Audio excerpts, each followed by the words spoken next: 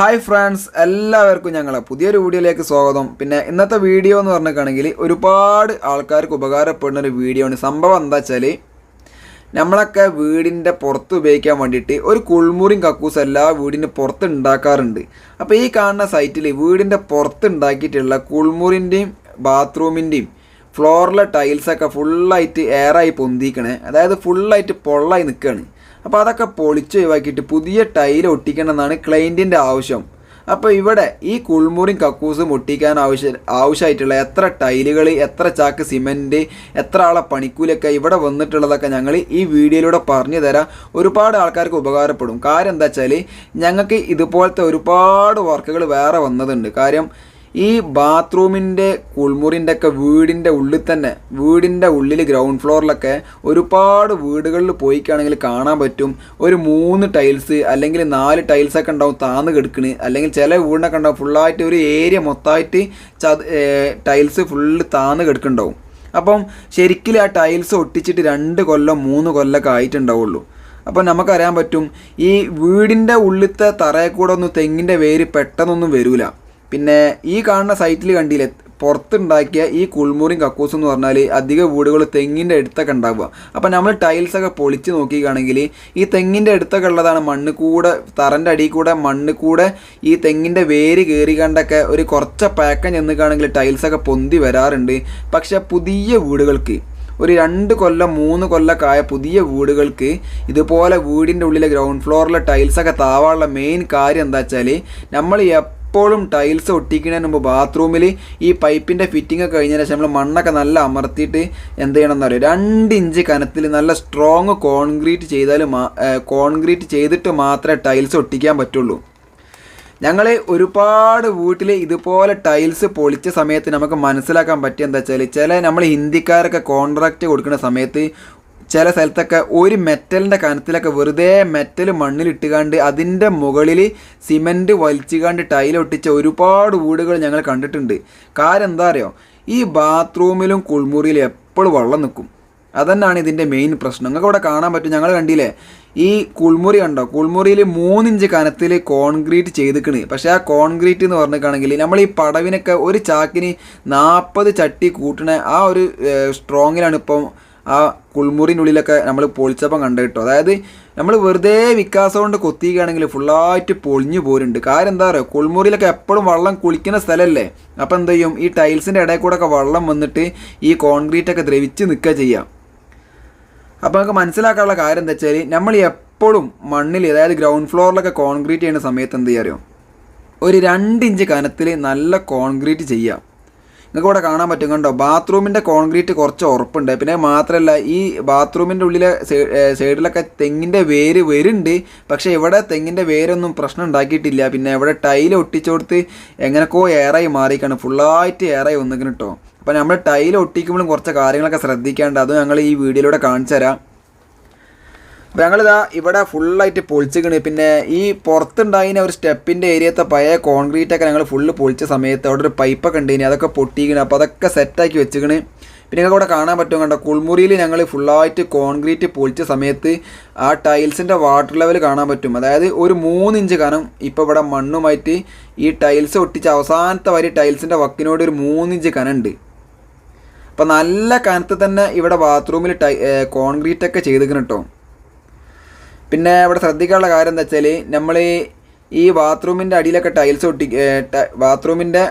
Tiles ഒട്ടിക്കുന്നതിന് മുമ്പ് എങ്ങനെ concrete ചെയ്യണം എന്നുള്ള കാര്യം പറഞ്ഞുതരാം. അപ്പോൾ ഞങ്ങൾ ഈ സൈറ്റിൽ ഒരു 4 ചട്ടി എംസാൻഡിന് 1 ചട്ടി സിമെൻറ്റ്, അതേപോലെ അതിക്ക് ഇവിടെ ഇപ്പോൾ ഞങ്ങൾ കൂട്ടിയിട്ടുള്ളത് 8 ചട്ടി എംസാൻഡും അതേപോലെ 2 ചട്ടി സിമെൻറ്റ് ഇട്ടുകൊണ്ട് അതിക്ക് ഒരു 9 ചട്ടി മെറ്റൽ ഇട്ടുകൊണ്ടാണ് കോൺക്രീറ്റ് കൂട്ടുന്നത്. കാരണം ഒരു ബാത്റൂമിൻ്റെ ഉള്ളിലെ ഫ്ലോറിന് ഒരു കുഴപ്പം വന്നിട്ടില്ല. കാരണം അവിടെ കുറച്ച് ഏരിയ മാത്രമാണ് കേട് വന്നിട്ടുള്ളത്. ആ കേട് വന്ന് എയറായി വന്നിട്ടുള്ള എല്ലാ കോൺക്രീറ്റും പൊളിച്ചിട്ട് കുൾമുറി ഫുള്ളായിട്ട് ഞങ്ങൾ പൊളിച്ചിക്കണ്.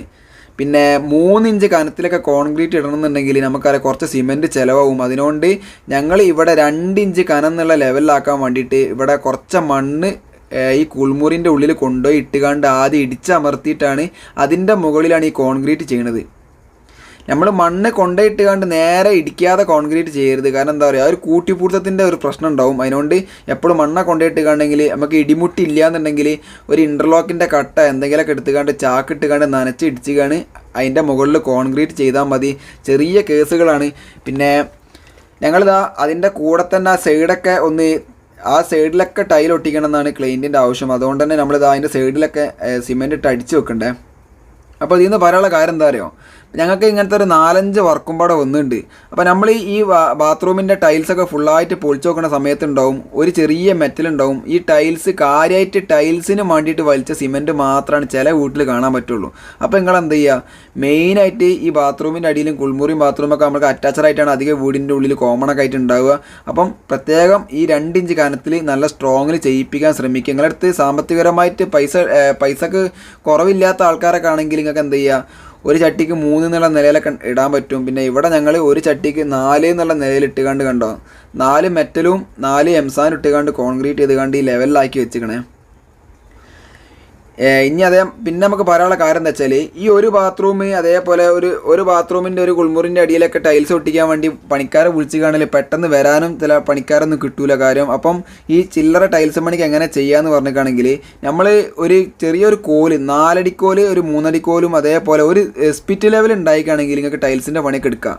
എങ്ങനെയാ വെച്ചാൽ നമുക്ക് കാര്യമായിട്ട് സ്പിറ്റ് ലെവലിൽ കറക്റ്റ് ഉന്തികാണ്ടാണ് ഈ ടൈൽസൊക്കെ ഒട്ടിക്കുന്നത്. അല്ലാതെ നമ്മൾ വലിയ ഒരുപാട് കാര്യങ്ങളൊന്നും ടൈൽസ് പണിയിൽ പഠിക്കേണ്ട ആവശ്യമൊന്നുമില്ല ചെറിയ ബാത്റൂമൊന്നും ഒട്ടിക്കാൻ വേണ്ടിയിട്ട്.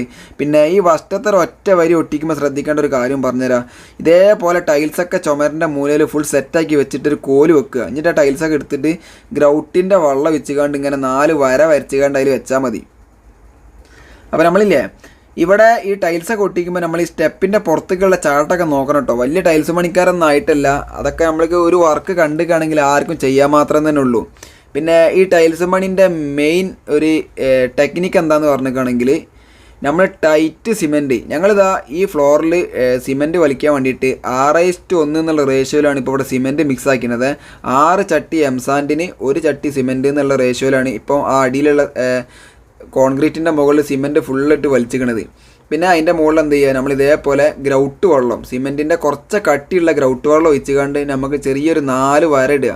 ഈ വര ഇടാനുള്ള മെയിൻ കാര്യം എന്താ വെച്ചാൽ നമുക്ക് ടൈൽസിൻ്റെ ജോയിൻറ്റുകൾ അഡ്ജസ്റ്റ് ചെയ്യാൻ വേണ്ടിയിട്ടാണ് നമ്മൾ അങ്ങനെ ചെയ്യണത് കേട്ടോ. ഇനി പല ആൾക്കാരും പല ക്വാളിറ്റി ചെയ്യും. ഞാൻ ഇങ്ങനെയാണ് പഠിച്ചത്, ഇൻ്റെ കാര്യങ്ങളൊക്കെയാണ് പറഞ്ഞു തരുന്നത്.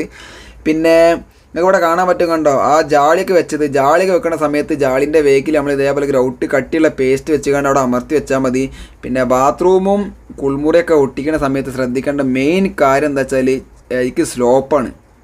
നമ്മൾ സ്ലോപ്പില്ലാതെ ബാത്റൂമിൻ്റെയും കുൾമുറിൻ്റെ അടിയിൽ ടൈൽസ് ഒട്ടിച്ചിട്ട് ഒരു കാര്യമില്ല. അപ്പം ടൈൽസ് ഒട്ടിച്ചിട്ട് ഒരുപാട് വീടിൻ്റെ മൂലയിലൊക്കെ വെള്ളം നിൽക്കുന്നത് കാണാൻ പറ്റും. അപ്പോൾ അതിന് ശ്രദ്ധിക്കേണ്ട കാര്യം എന്താ വെച്ചാൽ നമുക്ക് വേറൊരു ടെക്നിക്ക് ഉണ്ട്, അതൊരു വീഡിയോ തന്നെ കാണിച്ചു തരണ്ടേ. അവസാനത്തെ ഒരു വരി കറക്റ്റ് ജാളിയിലേക്ക് ചെരിച്ച് വെച്ചാൽ മതി. സംഭവം സിമ്പിൾ പരിപാടിയാണ്.